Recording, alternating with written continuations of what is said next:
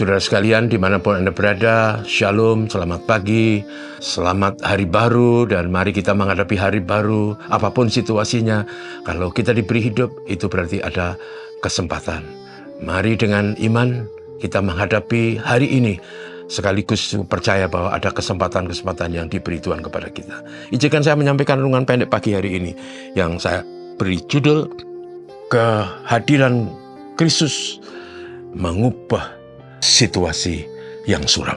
Teksnya diambil dari Injil Yohanes pasal 20 ayat 19 sampai 23. Berbunyi demikian.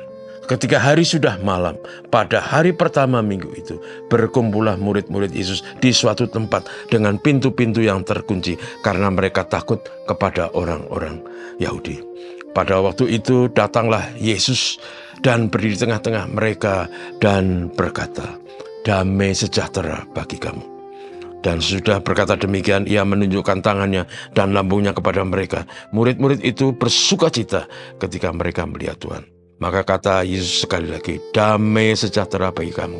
Sama seperti Bapa telah mengutus aku, demikian juga aku sekarang mengutus kamu." Saudara sekalian yang kasih, yang kita baca ini adalah peristiwa di hari Minggu atau hari mana saat Yesus bangkit dari kebangkitan, dan itu terjadi malam harinya. Jadi pagi-pagi para wanita ke kubur, Maria Magdalena ke kubur, dan mereka kemudian bertemu dengan malaikat dan memberitahu bahwa Yesus sudah bangkit. Tidak dicuri, Yesus bangkit dari kematian. Lalu kemudian mereka pada waktu itu memberitahu kepada murid-murid, tetapi yang luar biasa adalah murid-murid tetap tidak percaya. Mereka bingung karena Yesus yang diharapkan menjadi Mesias ternyata mati. Lalu ada berita kata Yesus bangkit kembali. Sesuatu yang tidak logis, sesuatu yang tidak sesuai dengan nalar dan fakta yang lazim. Dan bukan hanya itu, mereka galau, mereka bingung, plus mereka takut juga, saudara. Itu sebabnya pada teks yang kita baca tadi, mereka berkumpul malam hari itu dengan pintu-pintu terkunci karena mereka takut kepada orang Yahudi. Memang mereka punya alasan takut kepada orang Yahudi karena orang Yahudi lah yang menangkap dan menyalib Yesus, dan pasti orang Yahudi juga akan sangat membenci orang-orang yang mengikut Yesus. Dan itulah situasi yang dihadapi oleh para murid. Sampai pada malam itu, Yesus datang di tengah-tengah mereka dan berkata, "Damai sejahtera bagimu." Yang luar biasa, setiap kali Yesus datang setelah kebangkitan itu, kata pertama yang Tuhan Yesus katakan adalah, "Damai sejahtera bagimu." Peace be with you.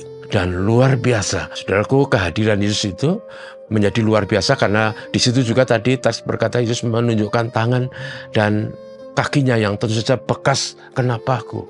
Dan itu fakta yang tidak bisa disangkali oleh murid-murid yang dalam situasi bingung dan takut. Akhirnya teks kita berkata, pada waktu itu kemudian murid-murid menjadi sangat bersukacita.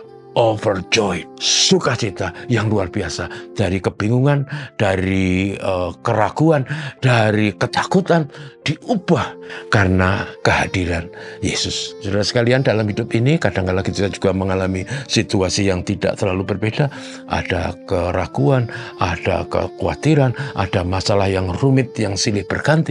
Situasi hidup menjadi suram dan bahkan nyaris gelap. Tapi saudaraku, kalau kita percaya kepada Tuhan Yesus akan kasih dan kuasanya, kami percaya bahwa Yesus sanggup menolong kita karena Yesus menang atas kematian.